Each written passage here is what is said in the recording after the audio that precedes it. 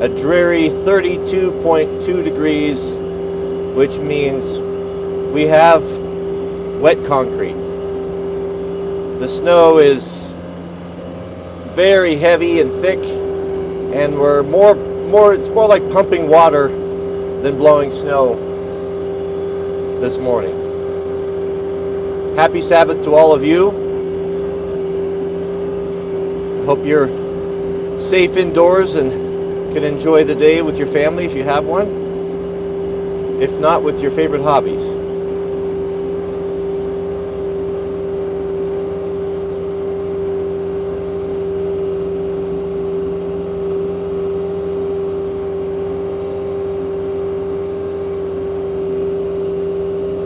Good morning, Question Tree.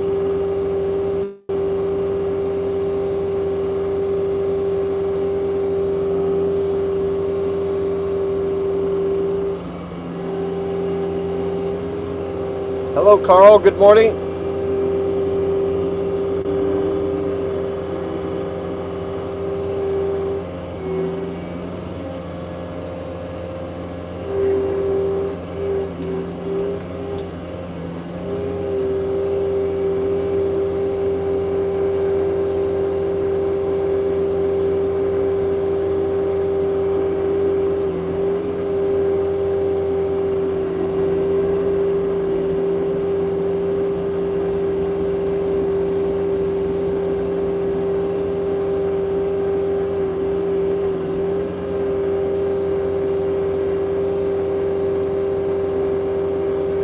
Looks like we got about a foot last night.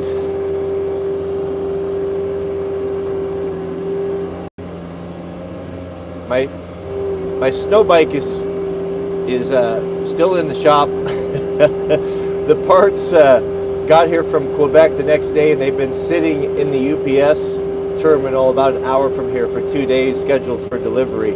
So we're hoping maybe today. But if we can get it put back together tonight, I'm very much looking forward to. I'll take my camera up there and show you guys what it's like to be in first fresh snow. Good morning, Lee.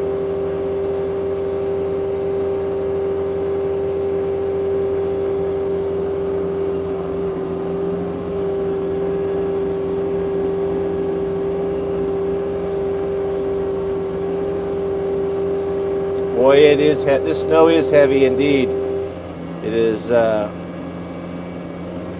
completely sodden with water.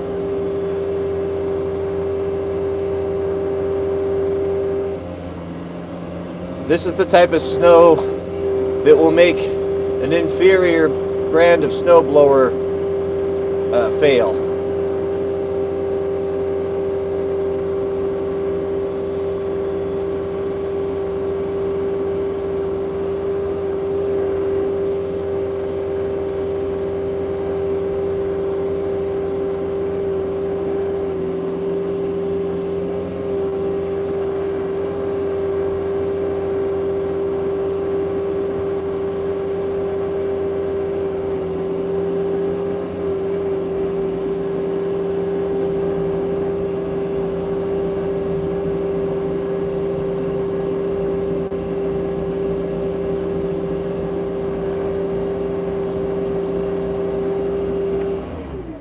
Good to shut it down. We have a super chat from Brian M.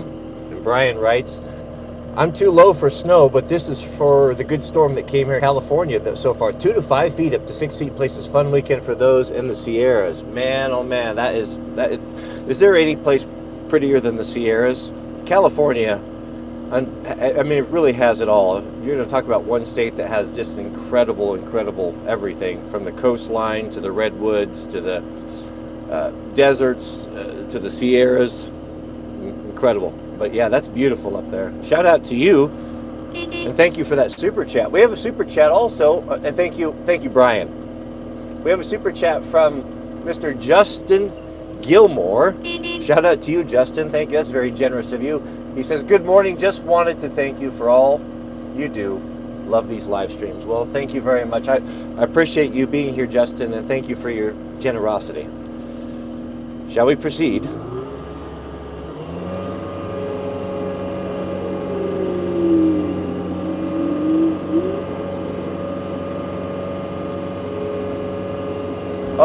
clogged up.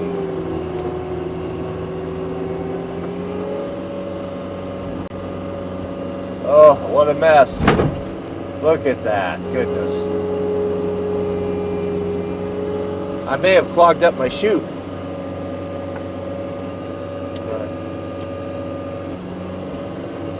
If I forget to use the wiper, this is an interactive show. You guys can request for the wiper. Are we clogged up? Oh, it doesn't look good, does it? Let's see. Can I turn that around? Oh, we're definitely clogged up. Okay. We're gonna have to fix that. I brought my pry bar in here, and I heard it go ka-thunk, and it disappeared someplace underneath the seat. And there is nothing in this world more compact than a compact track loader, especially when you're someone of my height in here. Good grief.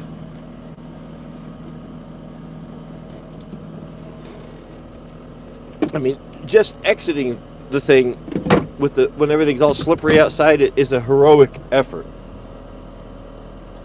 We're gonna have to get out. I'm gonna have to dig it out with my frozen hands. All right. This is the reality of snow blowing in the Pacific Northwest.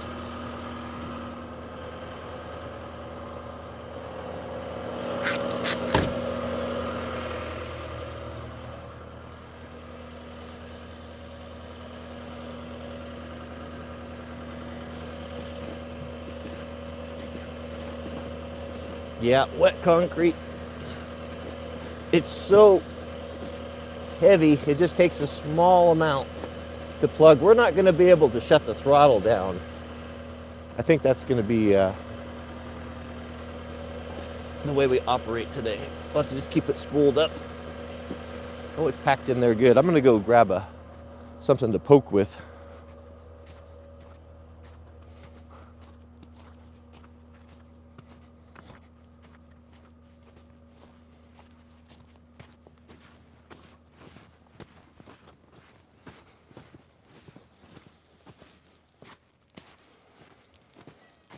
Hello, Mama.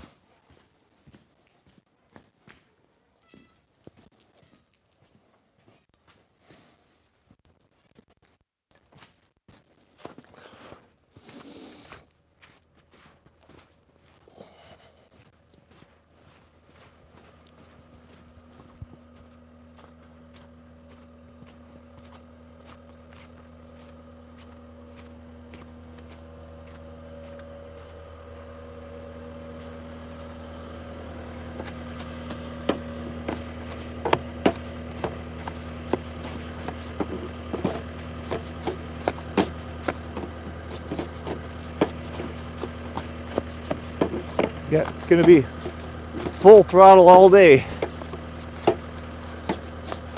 with this type of snow. You cannot stop it.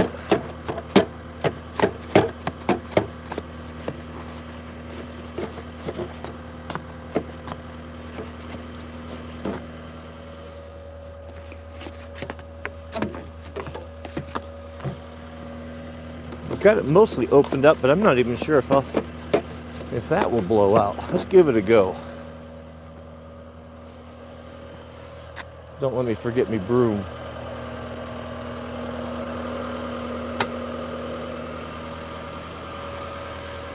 Fortunately, professional homeowners have cat-like reflexes.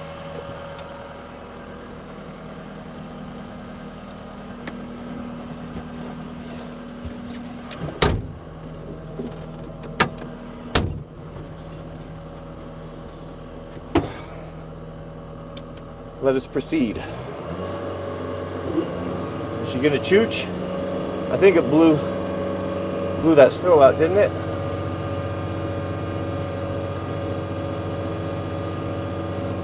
We shall see.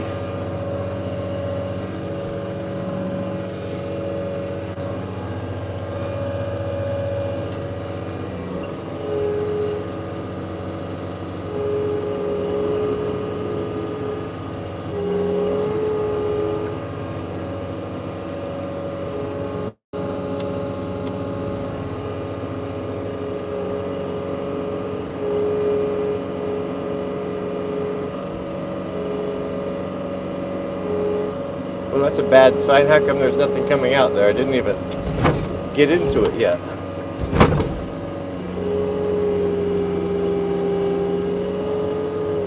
This might be snow plow weather.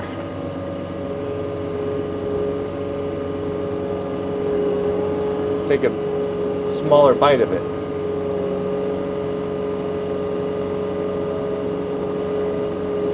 But we are definitely plugged up.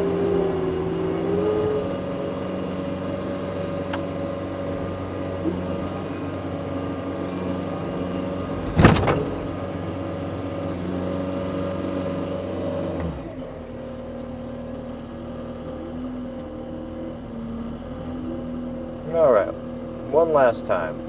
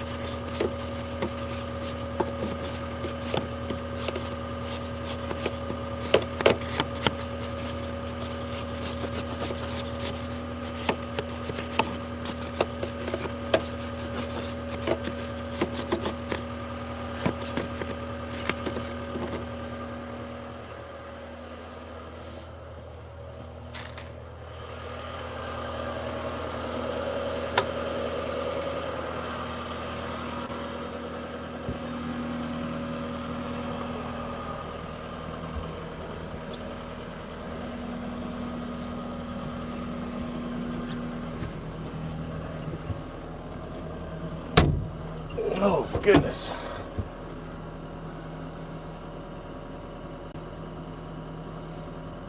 Goodness, we have a super chat from Mr. Joe Nelson. Shout out to you, Joe. Thank you for your generosity. Joe says, how are you liking your Honda Pioneers? Mine is a 14 and have 8,000 miles on it. That's a lot of miles. Only have replaced brake pads. Well, I've had a couple I've had problems with my red one. It felt like the transmission was slipping, and we're always up on our maintenance and good oil and such, and so checked it, thought maybe it was low or couldn't figure it out, and tried everything. Finally, we had to take it to the dealer to find out that the cam had went flat and wasn't producing enough power and wasn't triggering something or putting enough pressure into the transmission or something like that. Like $3,000 repair bill when everything's said and done, right? Well, we filed for warranty because it doesn't have that many miles or hours on it, and they denied it. And I heard from the service guy that they'd been having that problem with some of the other ones as well. So that put a bad taste in my mouth. I didn't like that, but they've been good. I definitely don't like having a lock differential all the time. I would never ever buy anything that had a full-time lock differential. It's a big bummer. It scrubs it. You go through tires, it scrubs your tires off every time you want to turn, which that's the beauty of those things is the mobility to be able to snake and move around. And every time you go hard over, you feel that tire, dragging and skidding and scrubbing. It's awful. So I don't like that. It's hard for me to even see. It's hard. I can't overlook that. It's hard for me to even see the good things because that is such an annoyance to me. I've contemplated even maybe just selling them and buying the new one, the 1000, the twin, that doesn't have that lock differential. But apart from that, yeah, they've been really good. A shout out to you, and thank you very much. Let us proceed. Let us try to proceed. All right, we're going to go full power this time. Clear the windscreen. Engage the Kraken. And we're going to try not to bite off so much this time. Let's start small. We're pumping water here today.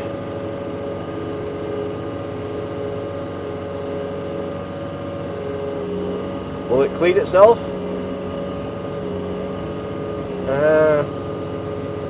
I didn't like it, did it? All right, let's try it. We'll take a half bite here.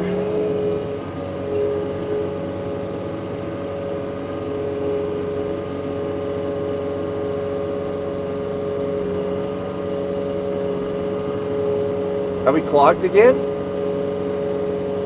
Look at that. It's hopeless. It's absolutely hopeless.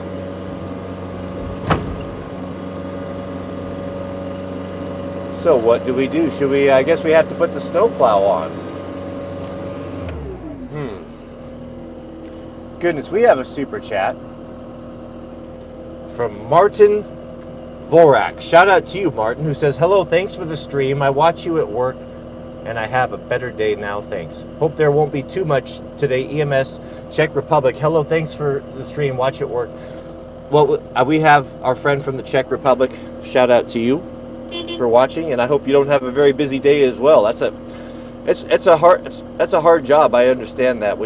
I haven't worked. Well, I actually have. When I was going through EMT training, I went through my EMT basic, and then I enrolled in my EMT intermediate. And throughout that whole thing, when I was going through that whole thing, I had to do clinicals for the first time and pull full shifts, ride-alongs, basically with paramedics.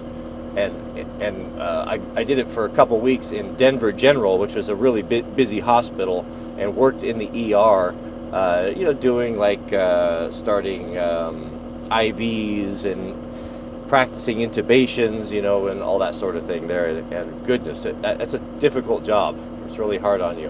And the lifestyle's kind of unhealthy. I don't know what it is there, but here you have to sit around a lot and wait, and a lot of these private companies that hire paramedics to man ambulances, they're contracted out now, and so they provide like these flop houses that you have to kind of hang out at between calls. It can be pretty abysmal. It's a very thankless job. But shout out to you from the Czech Republic. All right, well, I guess that's it. Or let's go over and see. I don't know how deep the snowplow is or what's going on with that. Let's go over there and take a look. We'll go see. All right, because this obviously is not happening.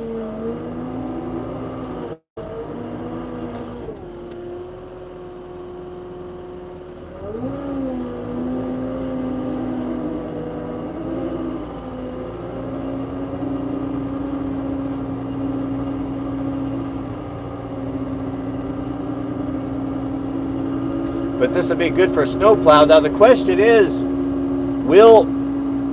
does the exoskeleton have enough power or traction to push that great big snowplow without the studs in it? And that, I'm not optimistic. Well, but the bigger problem is it even available to me?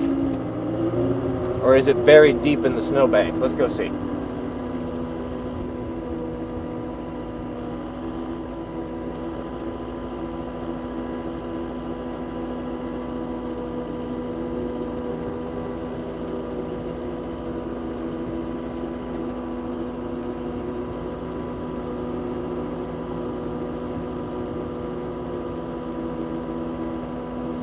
I didn't consider getting that thing dug out of the snow, because I just figured, well, if a rare occasion I'll need it, I'll just go take the blower over there.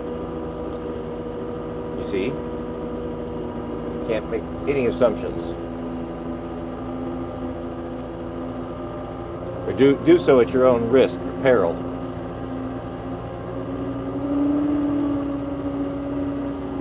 Add to your checklist. Good morning, Noel.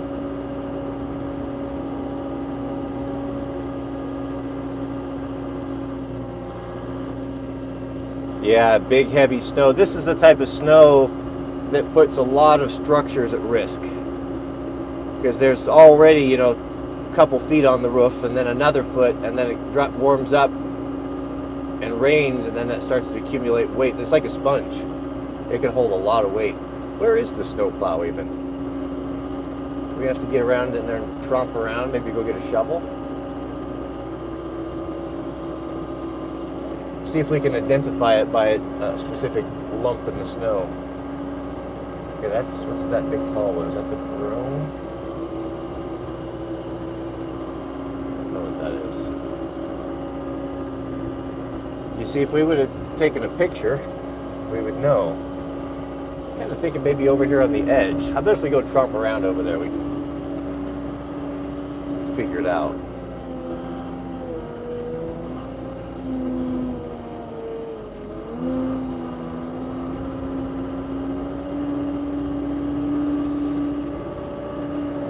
Got kind of a big ungainly claw out there to work with, but we might be able to, if we're very careful, go up there and lift the veil if I don't run it over.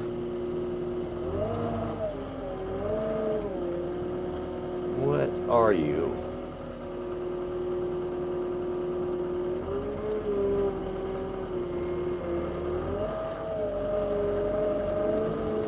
Didn't go deep enough, did we?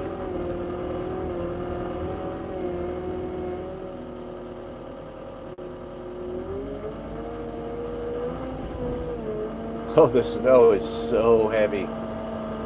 Goodness.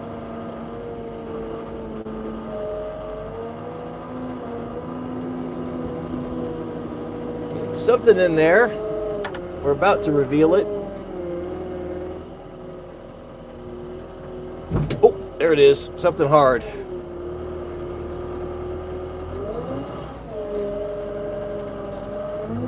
All right, what is it? That is, man, I have no idea. I best go out there and tromp around, I think.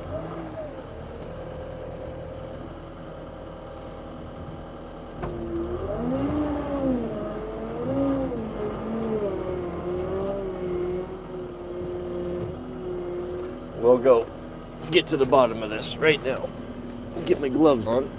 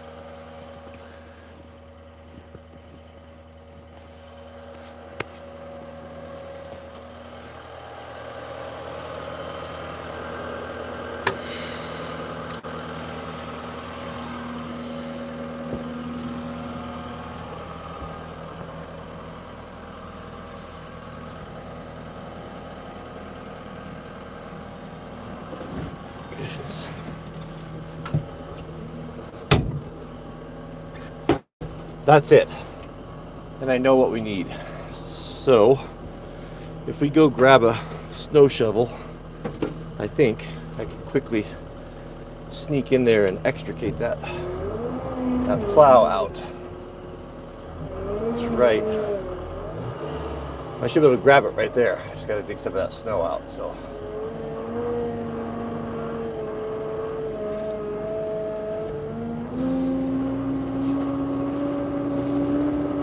I'm not making any promises that this is going to work. That big plow on the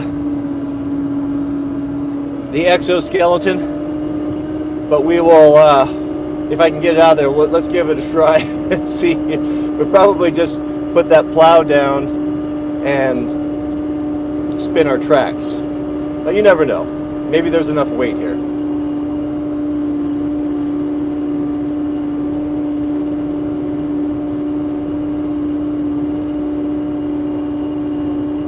Yeah, hit that like button, gentlemen and ladies. If there are any ladies. Are there any ladies here?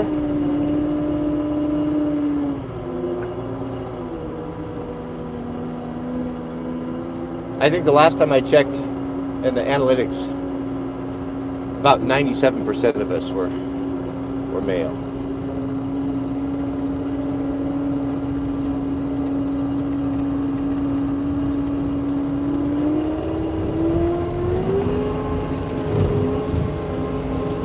I say we drop this. Let's drop this off inside the shop, and then we can warm it up, get it melted out, and then we'll go grab that plow.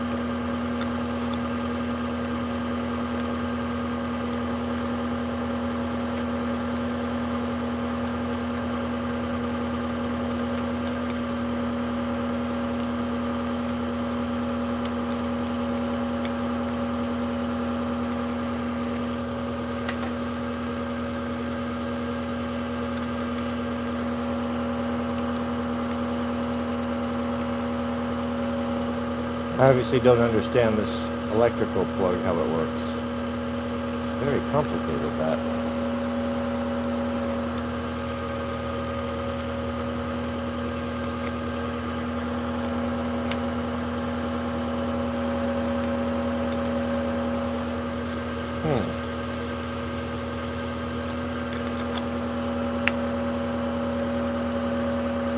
I don't know what I did, but it's on now.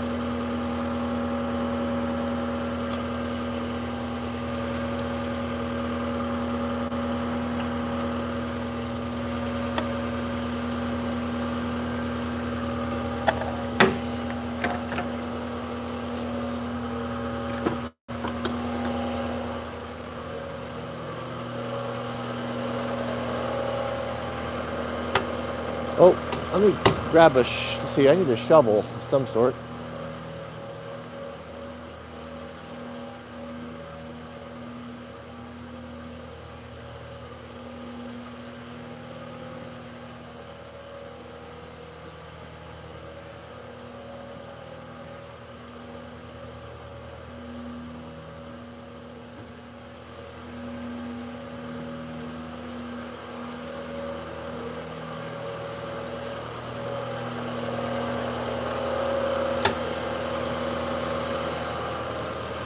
I think a rhino should do. A rhino's going to fit in the cab a little better than a shovel.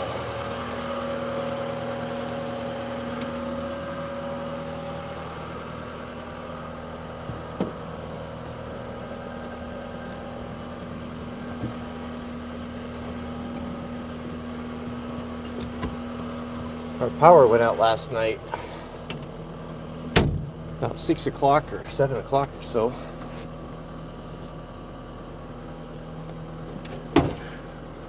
It was beautiful last night. It was snowing so hard.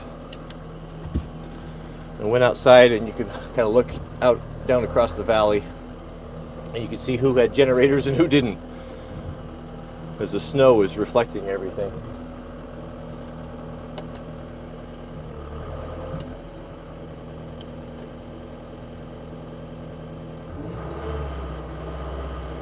I'll drop this blower head. Grab our plow.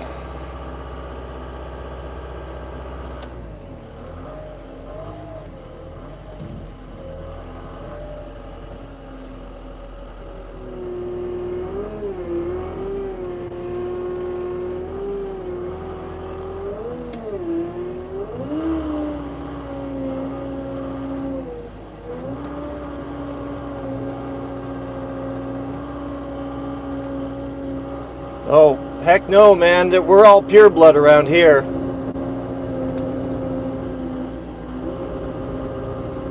I'm feeling quite smug about it, actually.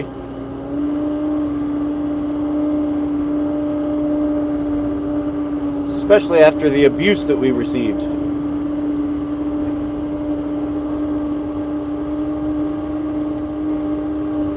We're not going to need to rise up. All we're going to have to do is just survive.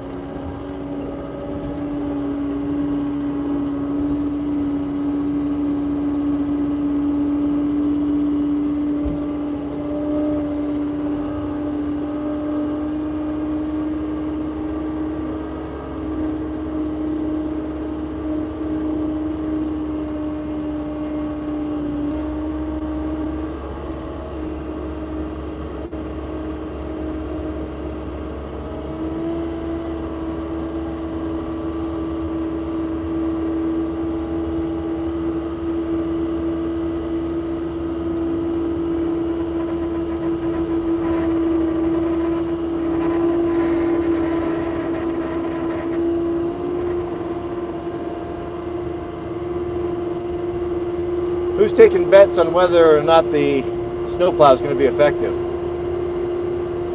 Good morning, Mr. Moore. Good to see you here.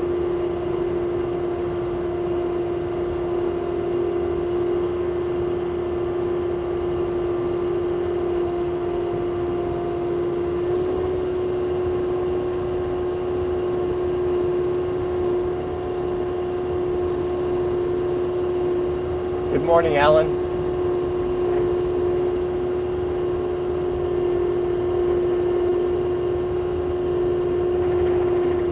No, I never took any. I've never took any vaccinations in school. We took a religious exemption. I've never had them in school.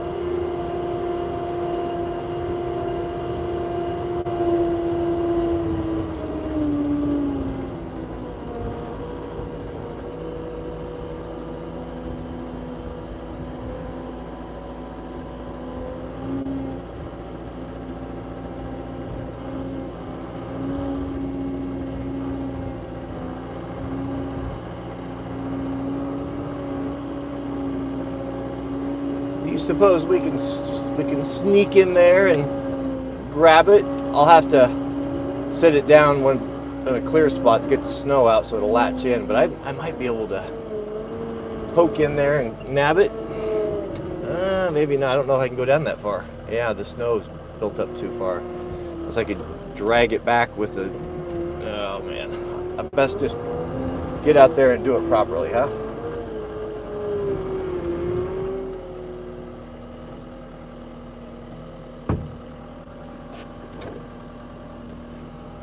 The rare occasion when I don't have to take my life into my hands exiting this thing.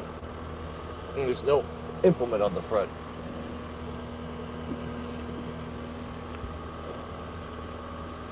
Yeah, we've got the concrete snow, Warden. You said it.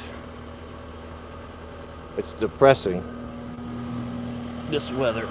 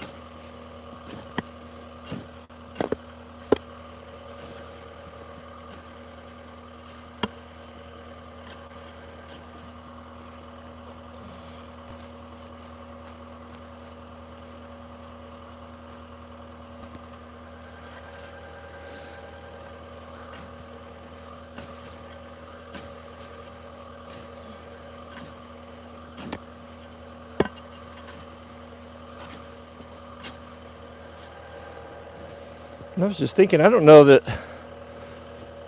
if these couplers are going to mate up with the flat face couplers on the exosuit. Guess we'll find out. I need to make a couple adapters. I thought maybe we did that. I forget. Adapters that could go back and forth.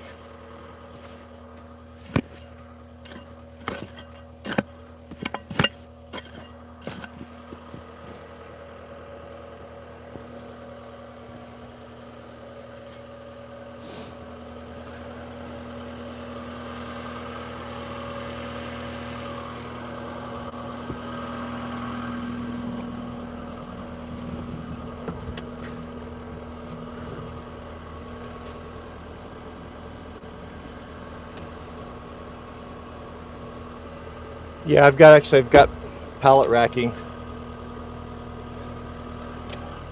4-foot deep pallet racking that I'll probably put this stuff on. Like you said, get it elevated. We'll just be able to pull up and nab it.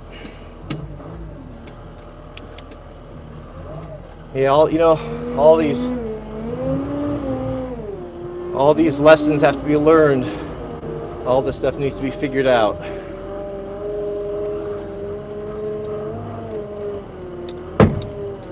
It's gonna be really close if I can grab that at all, but I think so. Be careful we don't fall in our own hole here, which we probably will.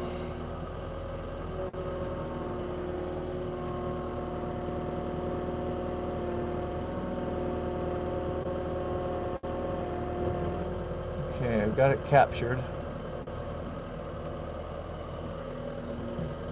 Almost. One side, there we go. Both sides captured. Carefully roll it up. It's got a lot of weight on it, the snow.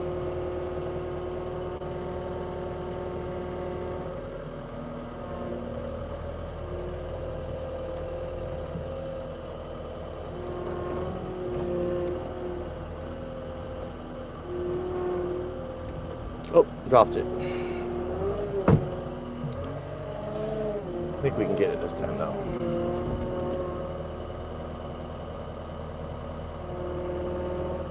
Oh, it's right in my blind spot. All right, one more time. Third time's a charm.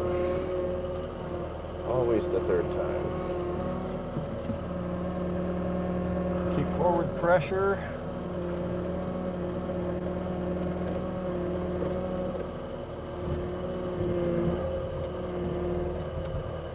There we go. Do we have it?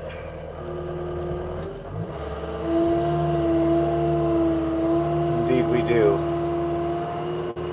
Like the phoenix.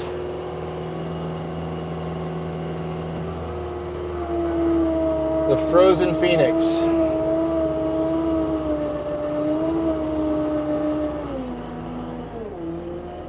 Goodness, we have a super chat from Daniel Shipley. Shout out to you, Daniel. Thank you for your generosity and for supporting us. Appreciate that. We have a super chat from Ingrained Outdoors, and shout out to you as well. How old are the old barn shop with the heavy snow? How old are the old barn shops with the heavy snow? How are the old barn? Oh, I see what you're saying. Well, they don't do well on their own. So what happens, like the big concern for my neighbor, he has a big barn, and back in the day they built them they didn't have, a lot of times they didn't use dimensional lumber, they used logs, small ones, poles for rafters. And those are actually quite strong. That's rarely the problem. I haven't seen those fail. What happens though is a lot of the roofs are metal, and the snow sheds off the sides, and if the overhangs are not big enough, and you should have like 3-foot overhangs in an area like this, the snow starts to build up on the side and starts to push against the envelope of the building. It starts to actually bow the walls in. And that shedding snow, as it continues to build and press and press and press, will collapse a barn that stood for 100 years if you don't maintain that. So the number one priority for anyone that has those old barns out here with the metal roof is to get keep those sides cleared so they don't lose their barn. The conventional way of a lot of people still think this way, that you should have a metal roof in an area like this up in the mountains where you have a lot of snow. And there's an argument to be made for that because it does shed snow very well, and it's also very resistant to wildland fire. A lot of houses burn down because of embers that are flying through the air, and they land on the roof, or they can land in your eaves or gutters and start a fire up, where metal is much less likely for that to happen. But I'm kind of of the mindset, Jack's got his snowsuit on. Is he going snow biking? Oh, I'll be sad. But the way we're looking now, a lot of guys looking now, is let's leave the snow on the roof. Let's use composite or flatter pitches and just build the houses stronger to take it, because what that gives you is a nice big insulating blanket. It's like wearing a cap in the wintertime for your house. and you don't have to deal with all of the shedding problems, which shed in front of your door, and you have to shovel and shed in front of your car, and that we have to deal with. So I think the better way to do it is to leave it on there. Shout out to you. I appreciate that. Goodness, we have a super chat from Mr. Lee Parkinson. Shout out to you, Lee. Thank you. He says, don't know what's worse, the snow you are dealing with in the morning or the leaves I'm having to clean out of my pool right now in North Texas. Well, I don't know. You might have me on that. Yeah, I think maybe you have the better job right now. If it was wintry and beautiful and cold and snowing, that I would have the better job, but this isn't very nice here. Shout out to you, Lee. Thank you for your generosity. I sure appreciate that. We have a super chat from Daniel Shipley.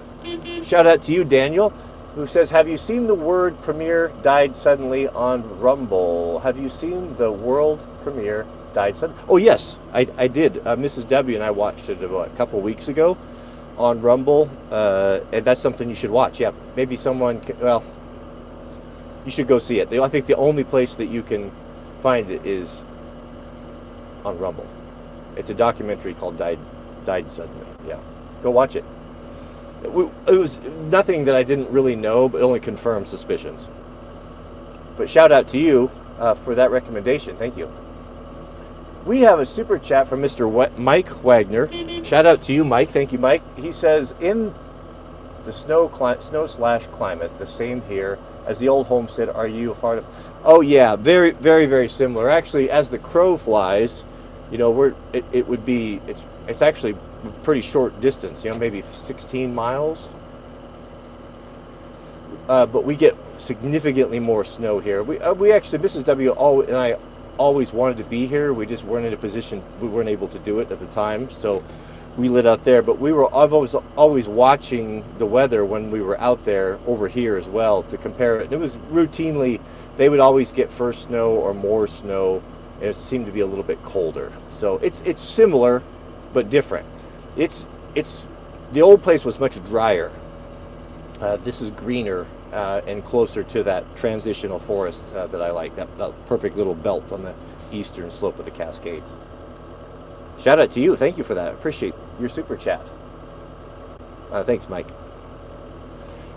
All right, let's go get this plow out of here and dump it off. Let's see if these connectors will even work.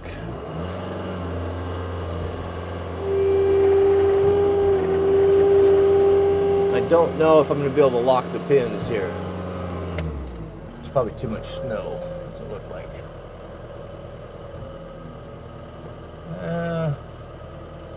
No, I don't think so. We're going to have to clean those off. We'll just take it slow. Plow looks pretty big.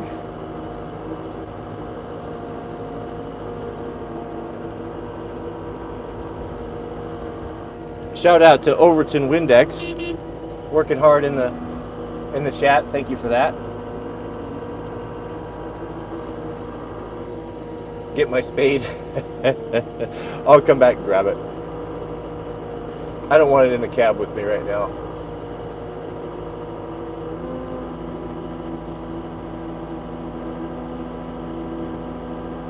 Yanmar's just waiting for, yeah, Yanmar's sitting over there mocking us. Oh, you put me out to pasture. We'll see who needs who here in another day or so.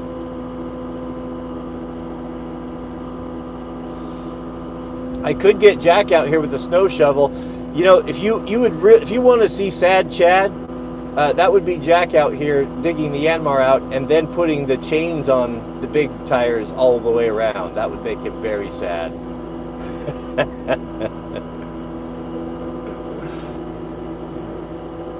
On his day of rest.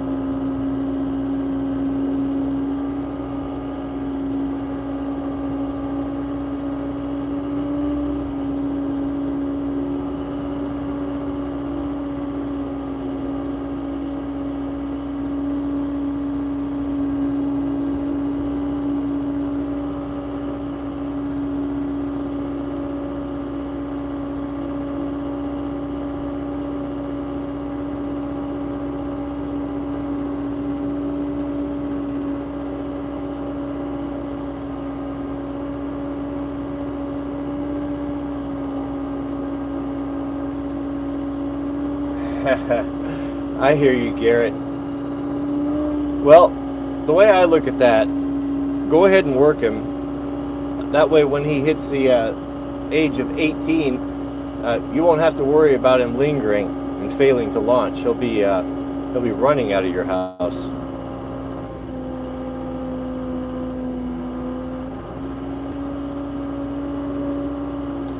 Let's go drop this before we get too carried away. Let's go drop this over. I've got a spot cleared at the end of the road and see what we're going to have to do with those couplers.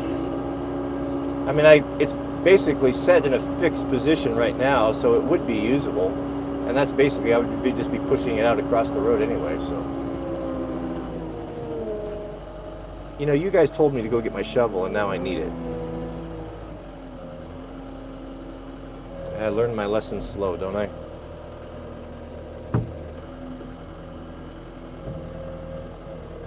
It's deplorable.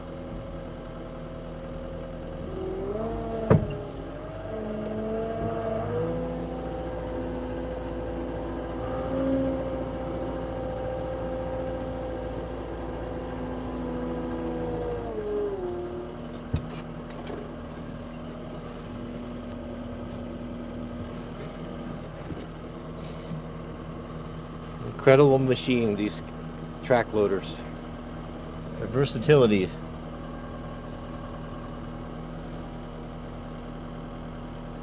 It's just unmatched in anything I've ever been in. And the farm tractor is versatile as well. No, don't get me wrong, but man, the capabilities this gives you.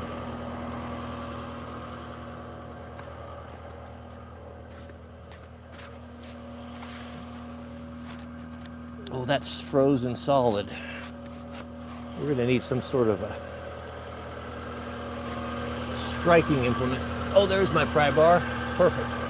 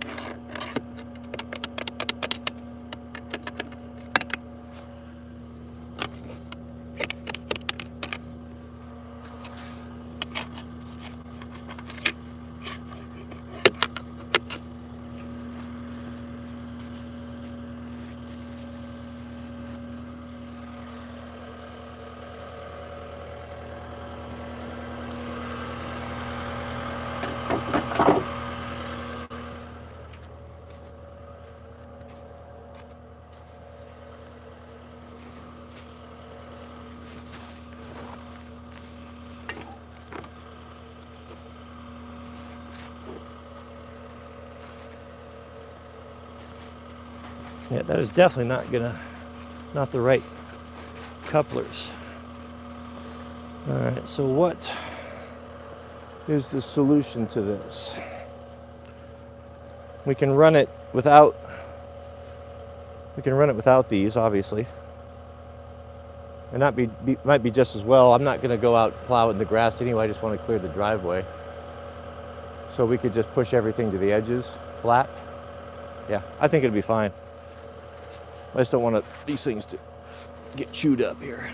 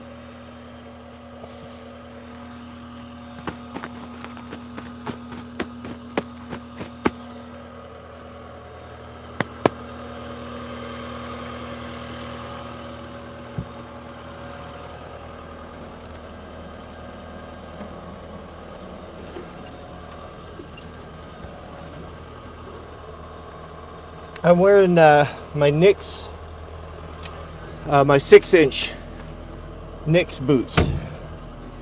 I've really been enjoying those lately, because when your boots, when you're in and out of the house, they're a lot quicker to get off. But they're not tall enough to keep the snow out, so I wear them with OR gaiters, and that's been the perfect combination. Even I should tell you the story of me getting. So we've always got our Christmas trees together as a family. Go up in the mountains and cut it, right? I think we've done videos every year on that. Well, we were going to do that yesterday. It was getting late in the day, and the Sweet Loaf wasn't feeling 100%. And Mrs. W came out and said, would you be able to go up there and get it, and I'll just stay home with her, and we'll start decorating when you get home. Okay, I could do that. It was getting like an hour from darkness. And she had bought the permit. You can buy a permit here, and emailed it to me, so I didn't have to go get anything. So I was all okay to get it, but I had to go up pretty high to get it. And it was getting dark, and we're in the clutches of that storm, right?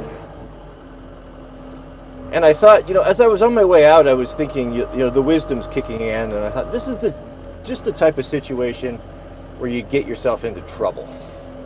You take it for granted that you're just going to go up there and not go too far and not have trouble. So in the last moment, I threw in my retrieval kit and chains and all that stuff, some extra clothes.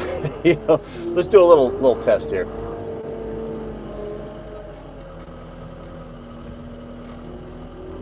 It's a big plow, man. Goodness. You guys are not getting the plow view. We're gonna have to hold on. We're gonna have to swap the rig here just a little bit. Let me loosen this up, see if I can get you a better angle. That is about it. And that's gonna be difficult. Hold on, stand by. There we go. You gotta see the plow, right?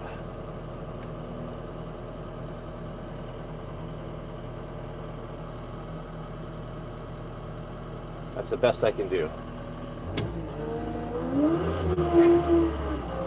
Let's see. The angle, right? Just take it easy. It's going to flop around a little bit, isn't it? Okay. So it need to be a little steeper, I think, more like that.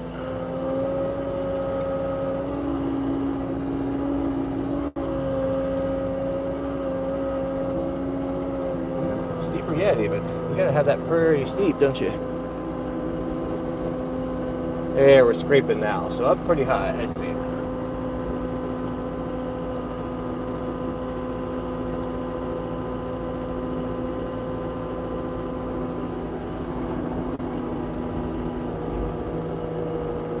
Oh, now oh goodness, I'm in the dirt. Oh, that's a lot of snow.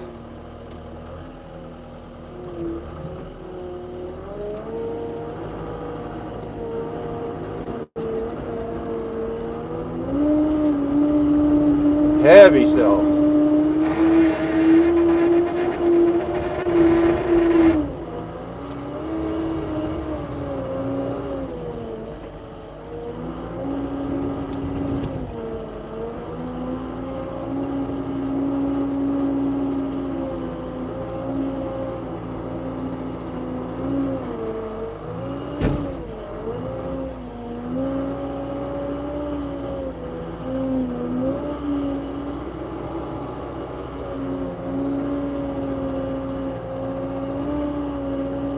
What are my thoughts on the Boy Scouts? I don't know. I quit paying attention after they knuckled under and opened it up to girls. It was dead to me after that.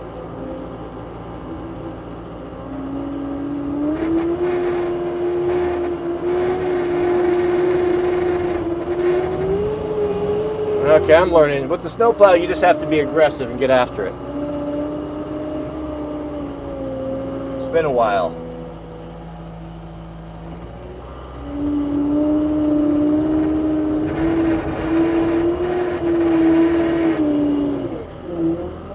Works good though in this stuff. Goodness, it's perfect.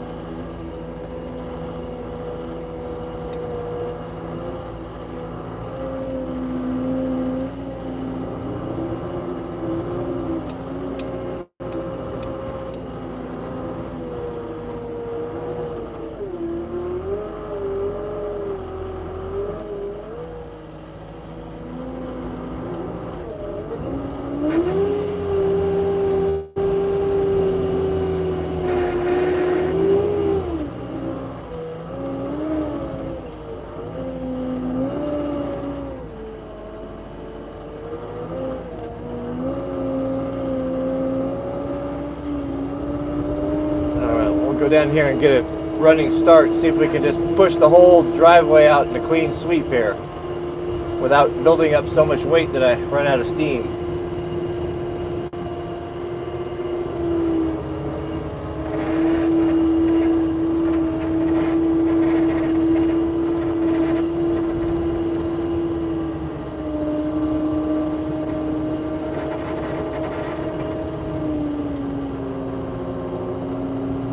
Oh, thank you for reminding me. I did not turn off the high flow. It's off now. Thank you. See, I've always said that the smartest subscribers on the internet are right here with us today. You're probably a real operator. All right, we're gonna give it everything we've got.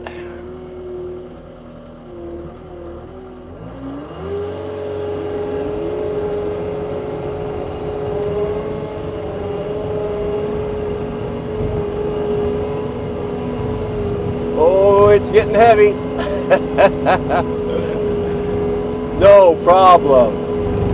Even with a straight blade.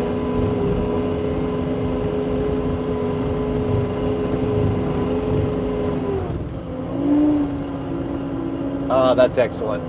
I'll get those couplers swapped out and we'll have be able to control the blade with the joystick, and then we'll really have something here.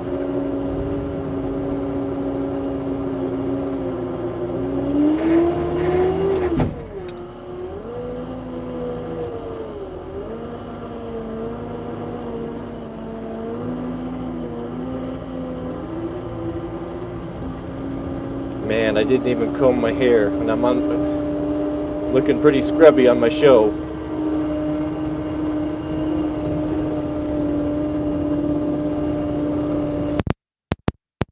The microphone just fell off. The exoskeleton will definitely reveal the weaknesses in your grip.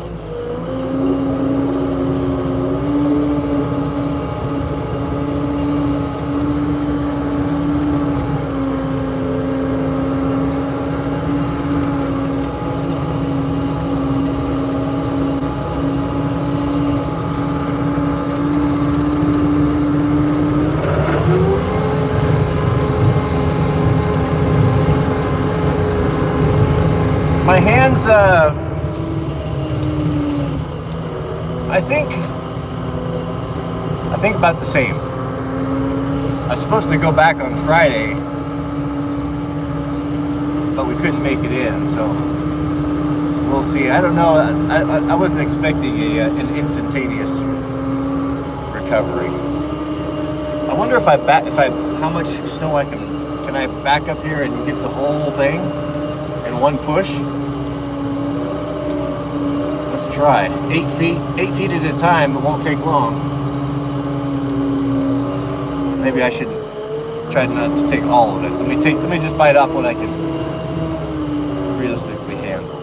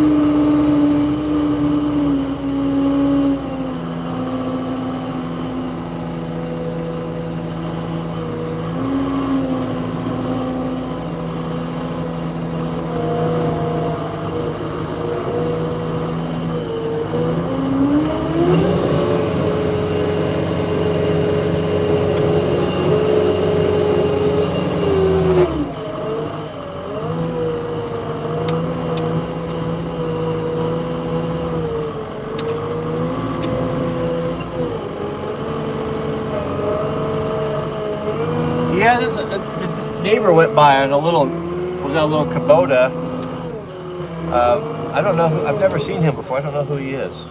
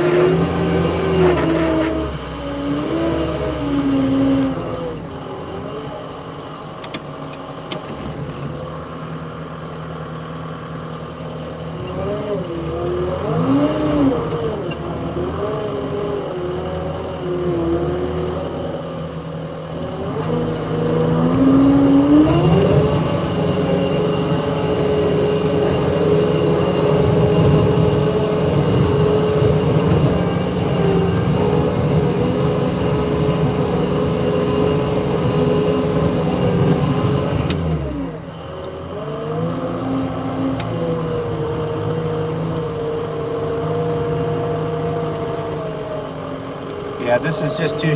This is too shaky. That's not very nice to watch, is it?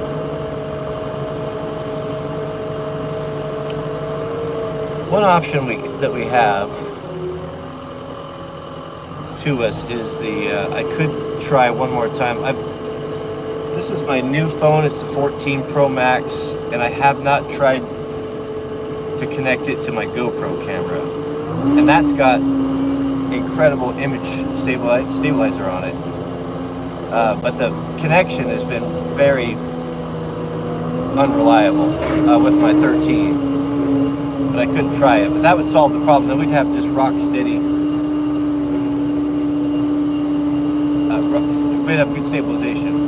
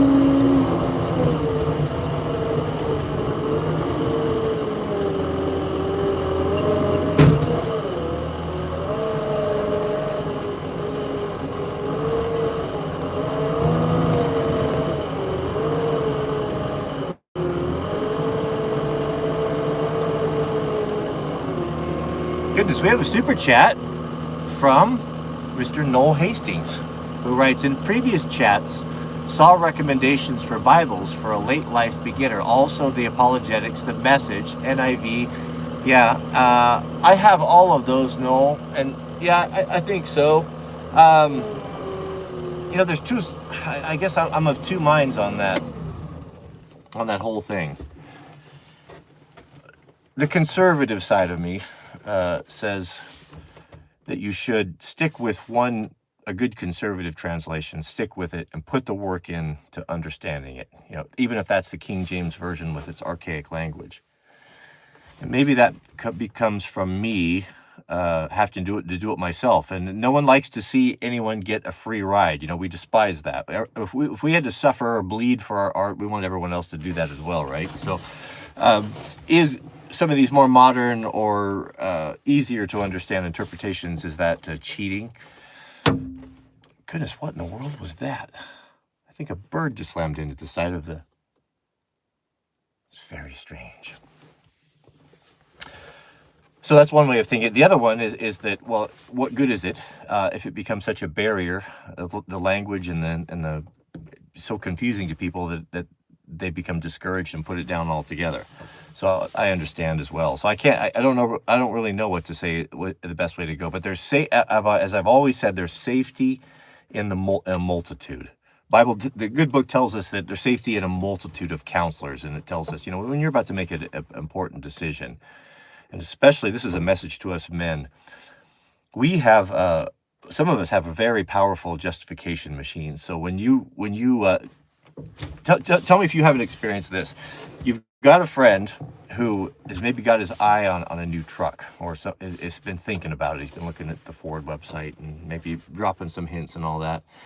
And the moment you start hearing him start running down the old rig, boy, that transmission's worrying me. I don't know how many miles are left in the old girl, and goodness, that's going to cost a fortune. I don't know if I want to put money into that old clunker. When you start hearing that, that's the justification engine going into overdrive with afterburners on, and that there'll be a new truck in the driveway very soon.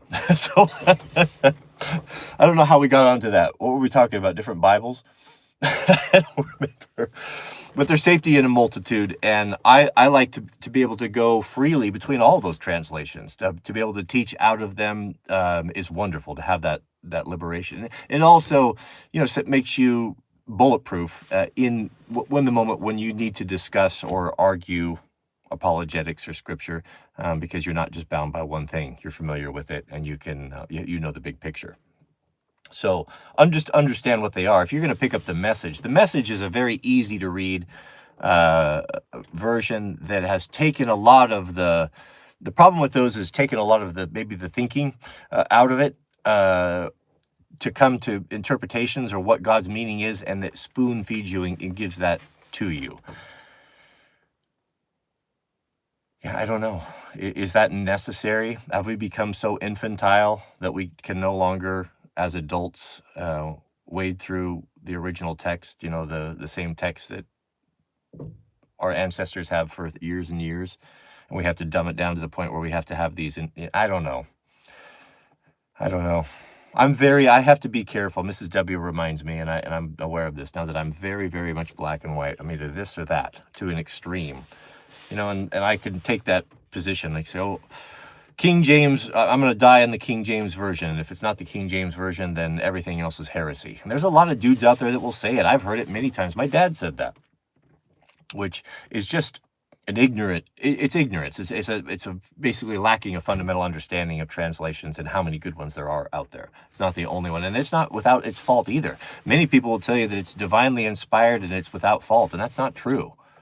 We can go in and find multiple examples where the early writers took liberties, where they even took the same word and gave it different meanings in different areas, inconsequential things. You can rest assured that the Bible you have in your hand, if it's the King James Version, New King James Version, NIV, these things, if prayerfully read and considered, of course, you're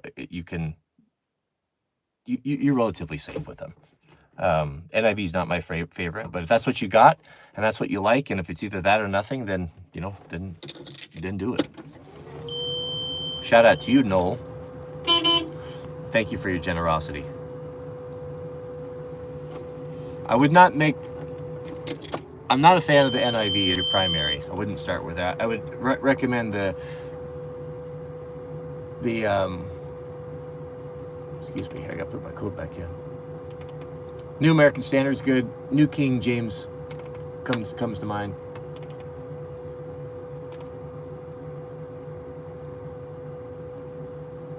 But the poetry of the Old Testament is the coolest.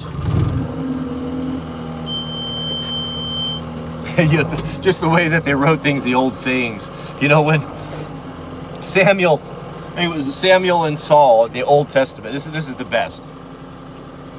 So Saul was the first king. Let me back up here, get my bearings here. Saul was the first. So when the children of Israel, when they left, I better slow down here. When they left the bondage of Egypt, they were slaves there for 400 years, and God brought them across the Jordan and into the Promised Land. And God's plan was for them to be free people, that he had given them an inheritance, and each tribe had a particular land set aside them, and each family had been given a family plot that was theirs forever. And it was God's intention for them to live and to prosper, free of a patriarchy, free of a monarchy, just to be able to be every man to do what he wants, provided he lives and works inside the will of God. It was God's plan that these people would be such an example to the rest of the heathens that were onlooking, that they would say, hey, we want some of that too. Your lifestyle and everything is much better than ours. But what happened was just the opposite. They started complaining and grumbling, and that's what we do. God gives us freedom, and we immediately want to put ourselves back into bondage. And they started saying, we want a king. And God spoke to them. They're having a dialogue back and forth through the prophet. And God said, "What? Well, I'm your king. Let me be your king. Why would you want a king? Don't you know what will happen if you have a king? He'll take your daughters and put them into work as confectionaries and cooks and cleaners in his house. He'll take your sons and rip them out of your house and put them in his armies to protect him." But they were so short-sighted, they said, we don't care. We want the king. We want a king because we want the king to have to go out and fight for us. We don't want to have to do this anymore. So it was the responsibility of every man at the time, to marshal arms and to go and to defend what was happening. There would have been the Philistines coming in, and different warring tribes would come in, and from time to time the men would have had to taken up arms and defended what they had. And they were so short-sighted, they thought, well, if we had a king, we won't have to do this anymore. Not realizing, I don't know how you could not realize it, that it would be their sons and daughters would be the ones doing it, and against their own, no longer are they autonomous. But they continued and wore God down until finally he relented and said, fine, if you want a king, I'll give you a king, but I'm warning you, these things are going to happen to you. We don't care, we want a king. So we went through this elaborate ceremony, and God chose a king of all kings, Saul. The good book tells us that he stood head and shoulders above every other man. He was a man to inspire confidence. He was bigger, stronger, more handsome. He had a kingly look about him. And God understood when God is allowed to choose what would have been the best king for Israel, this is what he chose. So there's something in that. So there's something about tall, big, confident, masculine, attractive men that draw people to them. It's just the way that we are, and that's what God provided. He was taller and bigger than everyone. Well, we know the story, right? So he started off the best and very humble, and was walking with God, and things were going well, but then he started to drift away and started to take credit for the victories and started to turn his back on God and start to chase foreign gods. And, those of us of the book, we know the story, right? But getting back to the beautiful language of the Old Testament, Samuel the prophet told Saul, God wants you to go and do this. Utterly destroy the enemy. I want you to destroy the enemy. I want you to destroy his cattle, everything about him. Leave nothing but a smoking crater. Well, Saul didn't pay attention to this. And instead of doing wholesale slaughter, like what was commanded of him, well, he just couldn't quite do it. And there were all these beautiful cattle and all this money and all this plunder, and the people were like, well, do we really have to destroy them? Maybe we'll just keep this herd to ourselves. Why throw all of this away? What God wouldn't want us to waste all of these resources, right? The justification machine kicking in, and Saul knuckled under. He was weak, and he knuckled under to the people, and that's what they were doing. Well, here comes the prophet, and the prophet rarely brought good news in those days. And he walks up to Saul and says, Saul, did you do as I commanded you to do? And Saul said, well, of course I did. He says, and what is this bleating of sheep and lowing of oxen that I hear in my ear? That beautiful Old Testament, that King James Old Testament language, it's hilarious. It's beautiful. I grew up with it and I like it. So I would encourage you, if you have the ability to do it and you can kind of struggle through it, it will get easier. And the these, thous, and those are a nice way to do it. And an entry level into it, if you're not ready to take that on, go with the New King James Version. And then you'll be able to seamlessly move right into the Old Testament. It'll be very familiar to you. All right, gentlemen, let us proceed. Slowly. I have to enter my code in again.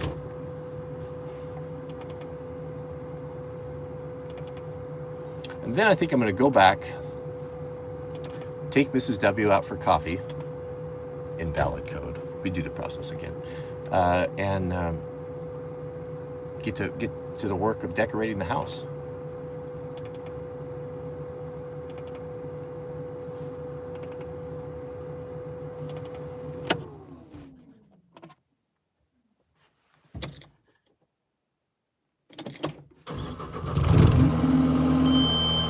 We're fogging up. Let's get some defrosters going here.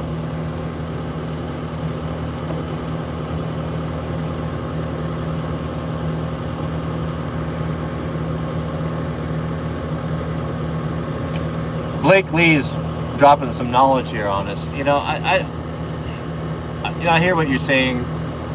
But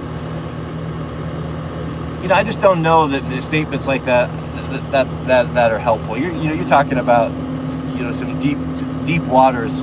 People want to come in and drop deep theology and make themselves look to be smart because they have personally been researching. It's a terrible character trait.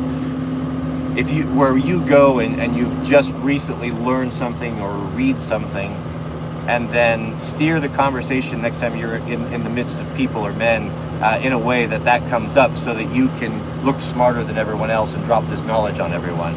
And I don't know that that's really helpful here. There's a lot of folks here that are hearing these things for the first time, and I don't know that that's an effective way to do it, or if it's even productive to do it all. I think what's better is let's look at what our problems are that we're having day to day. What are our immediate needs, and let's come up with, a solution for that. That's the thing. When Christ, his ministry was quite short. It was only about 3 years or so, a little over 3 years. He spent a lot of his time not arguing deep theology and philosophy with the Pharisees. He went to the people and he met them right where they needed.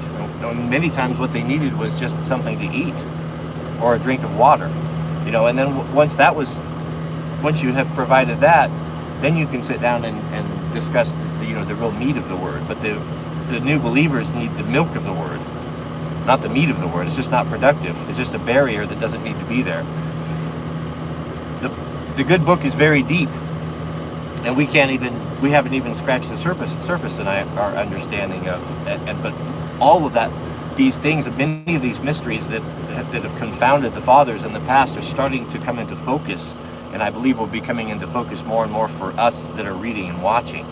And it's not because we're smarter or have any better intellect. There were men who dedicated their entire lives in monasteries, painfully going word for word, studying and considering, and an entire lifetime spent in contemplation of these things. And many of what they learned or insights that they gleaned have been written down for us if we bother to read them. So if you think that you just pick something up on your casual study of God's word, that you're going to add something on your own intellect to this vast pool of knowledge, you're mistaken, unless you are truly, a 1 in a trillion or billion intellect. But the clarity that's coming from, Paul says, right now we see through a glass dimly.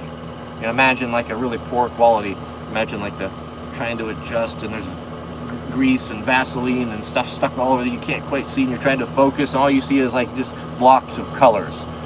Well, that's getting cleaned off. It's Paul tells us we see dimly when we try to understand the mysteries of God, but towards the end days, these things are going to snap into focus. And there's going to be men that have insights and understandings and will unravel the mysteries because God will make it known to them in these final days. So I'm excited. I want to be part of that. It's quite a thing to think of. What an honor. Can you imagine the honor that the Almighty would do to us if he comes in our lifetime, that we would be honored to witness and to see that and to participate in that. You know, it's terrifying, all the while very exciting. We have a super chat from Craig Andrews. Shout out to you, Craig. Appreciate that. Coffee is on me. Well, thank you. We'll go back. Let's go get Mrs. W right now. She's in the comments. If someone could ask her to put a pretty dress on and get ready, because her man is about to come home. As soon as I clear the road here, I don't want to leave a big mess for everyone else.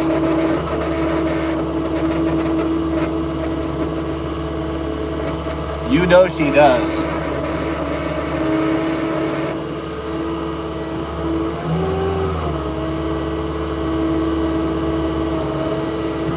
I should probably tell you, finish telling you my Christmas tree story.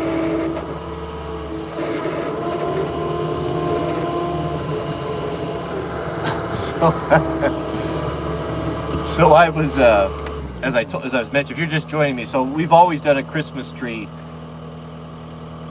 video where the family went up, but yesterday Mrs. W asked me, the Sweet Loaf's not feeling very good, I don't want to take her out there, could you run up and grab one? I'm like, no problem. There's an hour before daylight.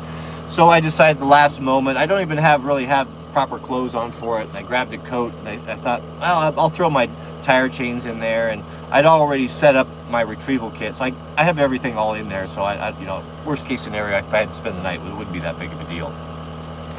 Goodness, I got up there and I was driving and it wasn't plowed very good. I kept climbing and climbing. I was on the phone talking with my snow bike buddy. We're talking about, how to get the sled, all these questions and the builds and all this stuff. So I wasn't really paying attention to my surroundings. And then what turned into a pretty wide plowed road got narrower and narrower. And then pretty soon I was breaking tracks and I stopped and realized, goodness, it's getting dark and I'm getting up here and I don't think I can get turned around with this big truck where I'm at. I'm gonna have to back out of here a mile, and I've made a mistake coming up here. So I ended the call and backed out of that thing, almost slipped off the road 3 times, barely got out. I thought I'm gonna be winching out of here, and I didn't bring a chainsaw, and by the grace of God, I got in a wide turnaround. I got turned around and headed back down. Lucky to even be sleeping I was hoping I was going to be sleeping in my bed that night. I still didn't have my tree. So on the way down, I spotted one that was far off, about 100 yards off the road. And I thought, that's perfect. It was the Griswold type of tree. I saw it there. It was a shining light on it and everything.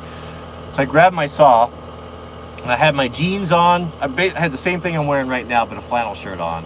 All cotton kills, Grabbed my Ichiban saw, and climbed up over the armpit deep snow, completely sank in where the snow plowed blow. So now I was up to my armpits, kind of my feet dangling, fought my way up over that, got over that hump into waist deep snow, over waist. Probably almost right, between your chest, right here. Was fighting through that, trying to swim through that with my saw, leather gloves on, getting soaked, and maybe made 20 feet in 10 minutes and said, the heck with this, I'm going to die out here. I'm going to turn around, and got back in the truck completely wet. But not to be deterred, I warmed up a little bit, worked my way down the road a little bit further, and I thought, I will not return without a tree.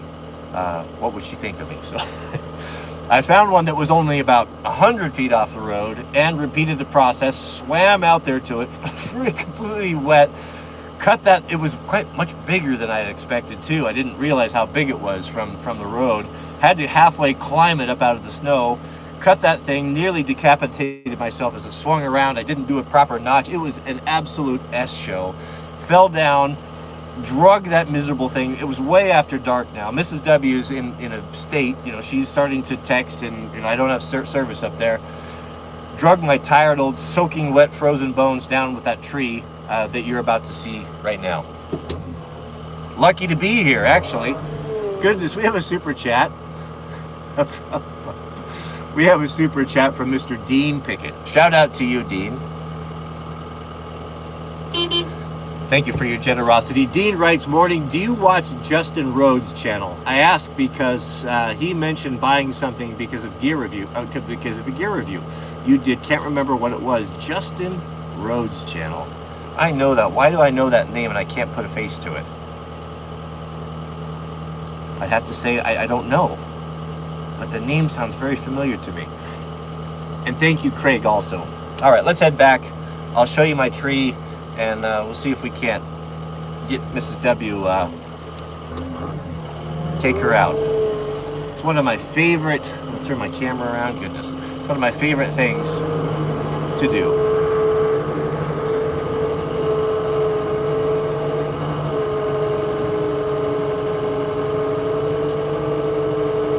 There's nothing better than taking your redhead out on the town showing her off, is there?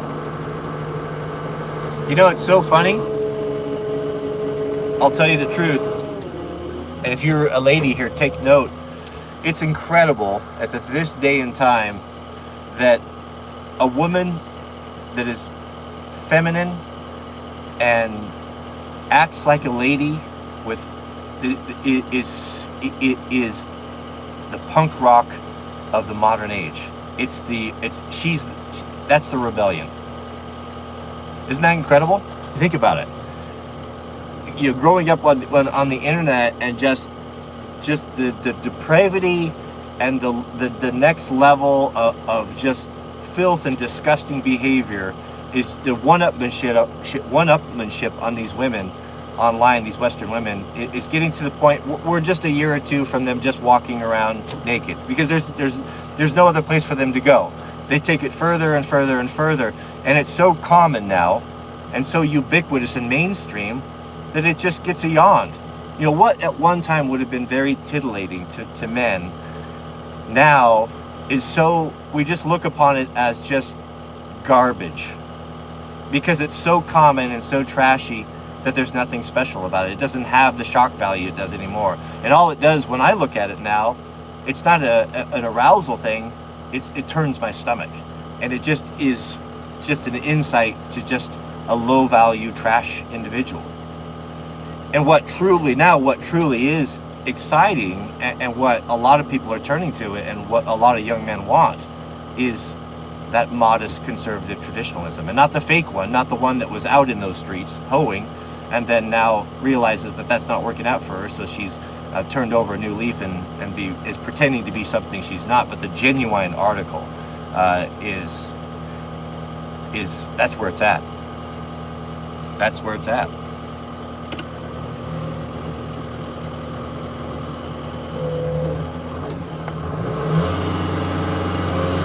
Right there, look, just talking about the trad con traditional woman steams up the windows. It's not just me. Oh goodness, I missed a super chat. I'm sorry.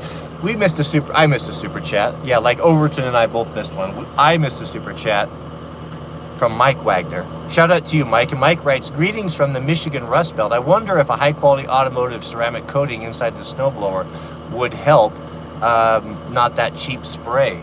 That's very interesting. I'll bet that I wonder if it would. That stuff's pretty amazing. So take it in the summertime, completely, degrease it, strip it down, and then put a really good ceramic coating on there. What would be interesting to do is, if I could remember, someone remind me in the summertime, would be to do half of the shoot. Do half of it and the other half don't do it, and see if it does work and how long it lasts. But shout out to you. I think that's a brilliant idea.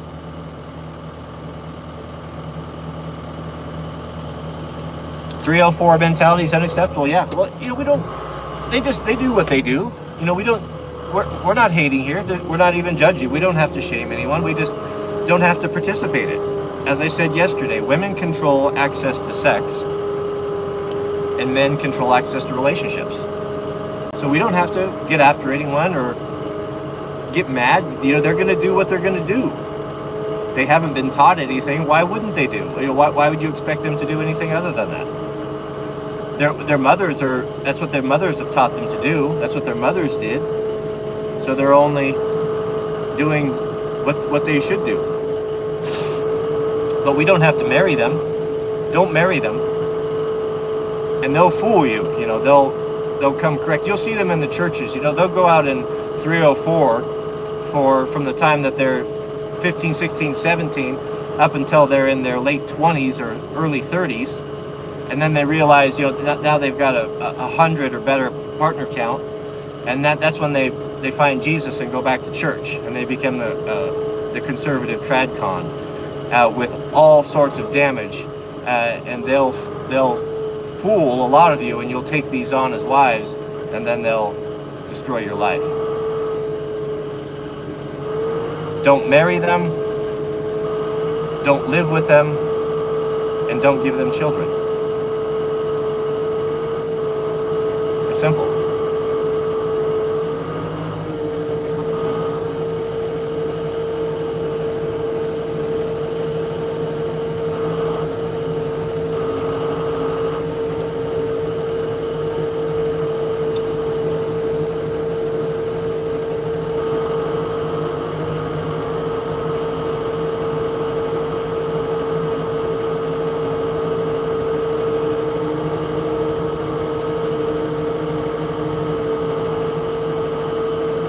What did you already did? Already did what?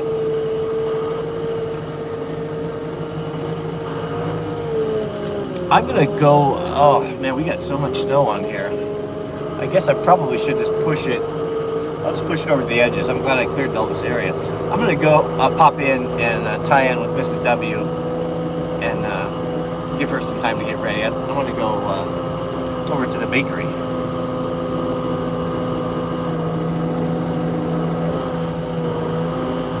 Oh, Matthew, I'm sorry. I saw you comment yesterday, and I was going to respond to that. What are my thoughts of woodworking as a profession? Oh, I'm trying to think of anyone that I know that's actually been successful at it. I know people that have tried, and it's been a bit of a struggle. There's not a great appreciation for the time that goes into that sort of high-end craftsmanship, or there's not a lot of people willing to pay it when there's so many cheap alternatives. So as far as a vocation, I'm not saying you can't make it work, and I'm going to be the last one to discourage you from chasing a dream like that, but you got to look and see. You want to find a mentor, find someone that's doing well at it, make yourself available to them, go talk to them, and even if you can, work for them for free if you have to for a week or so to see if that's your thing.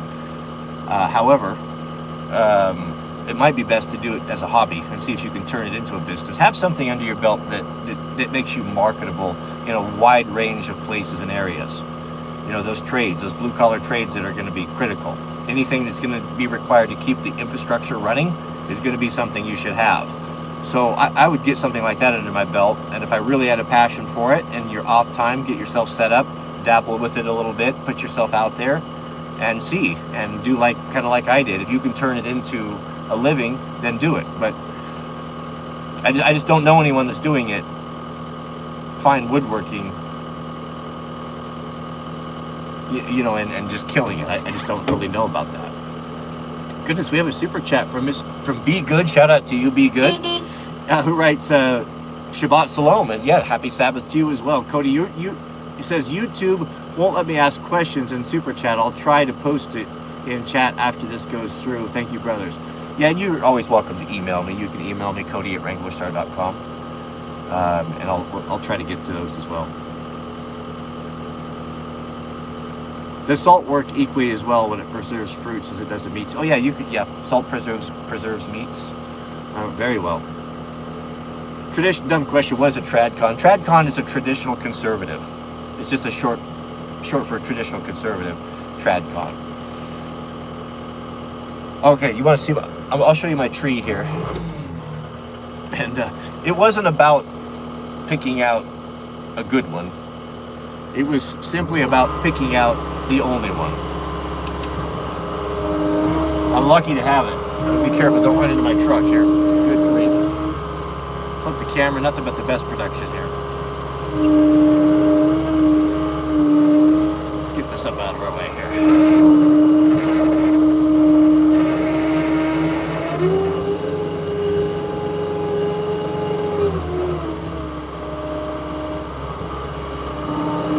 I don't know if I got room to put this plow down here, if I can even get out. Let's see.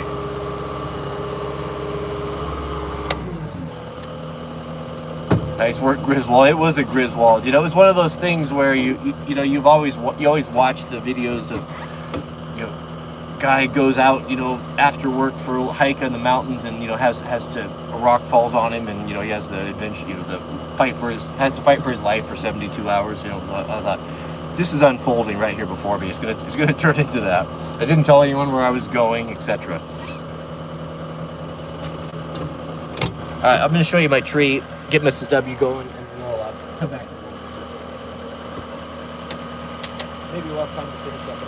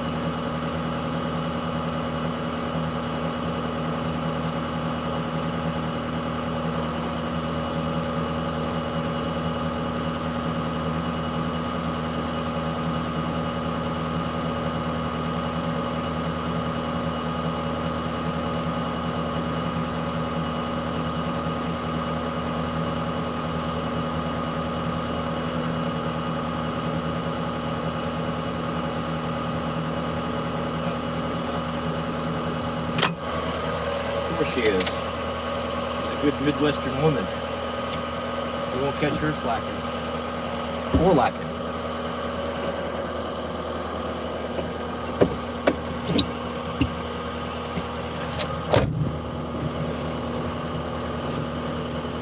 Doug fir for the win. It is Doug fir. it was that or nothing. But I'll tell you, I came home to a hero's welcome.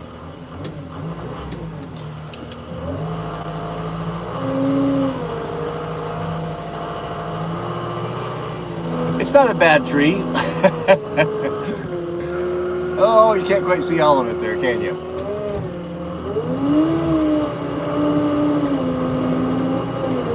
Mrs. W is out here shoveling the chicken coop, so we'll go grab her.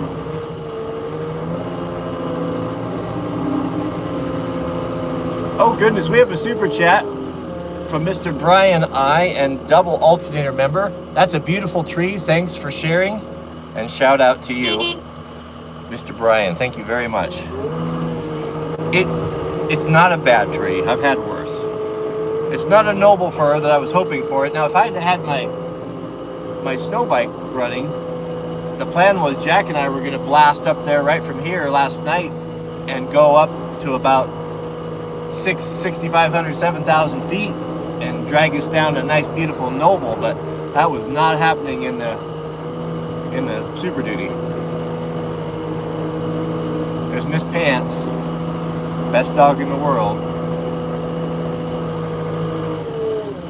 Wherever she is, you know Mrs. W won't be far. That dog is attached to her all the time. You can't separate the two. I see snow flying over there. Where is she?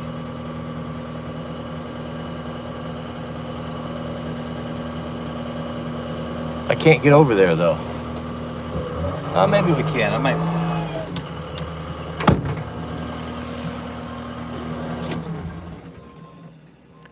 Hey, chicken. Hey, chicken.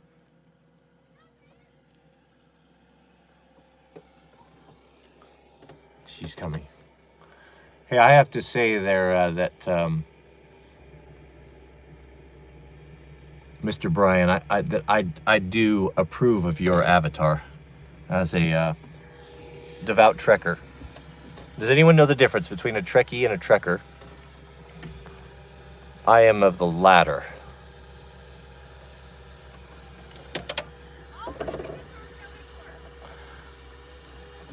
We didn't lose any chickens. We had some predator birds that came in that I had to deal with, and then we have them hanging as trophies as a deterrent to their fellows.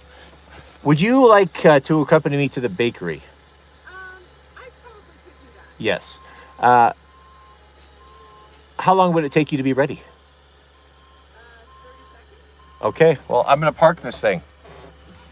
Are we bringing children? Not unless we have to. Okay. We could take them. Why don't you ask them?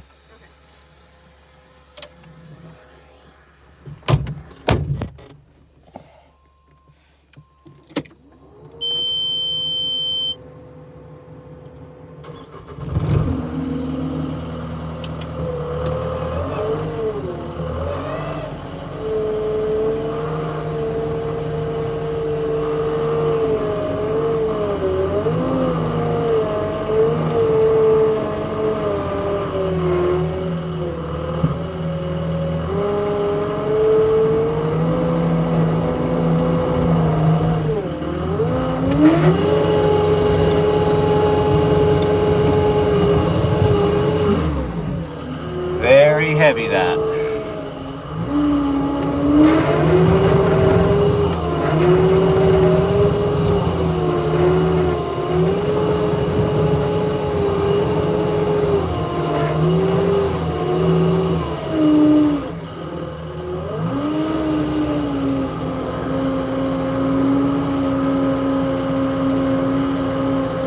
That is my neighbor, Peter. Came over and always helps me do the snow. We help each other.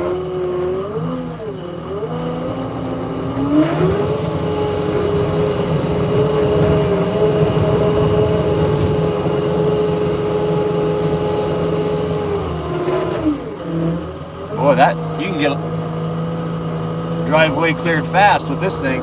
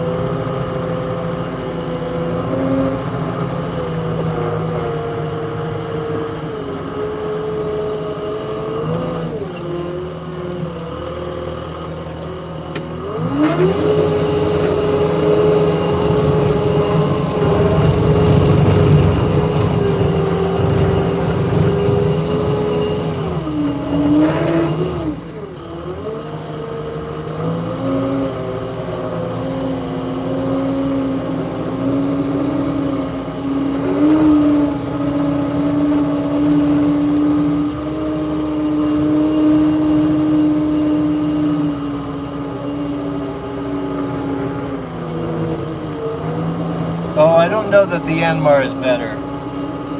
If I had the... No, this is better than the Yanmar for the plow. If I had the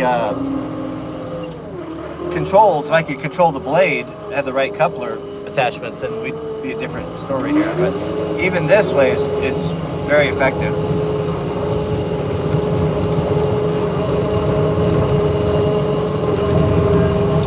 I mean, I'm moving a massive amount of snow.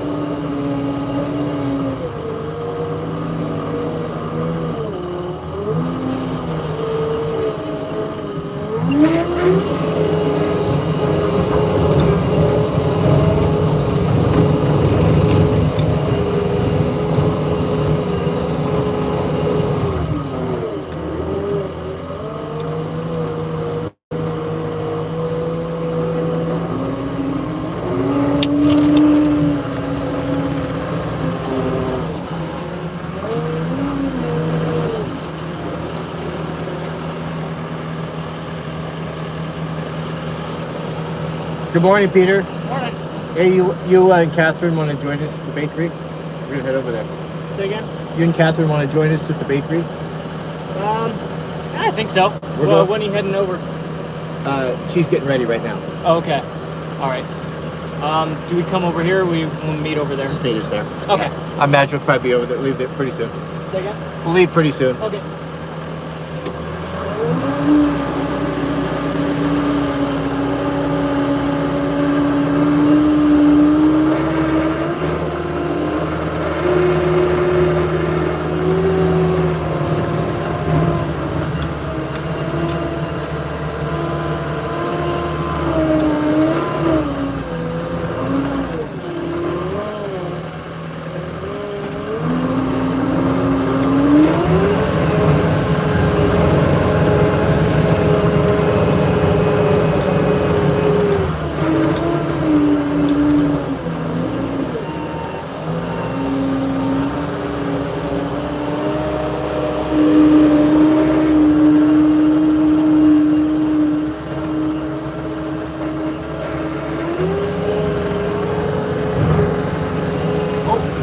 Looks like she's ready.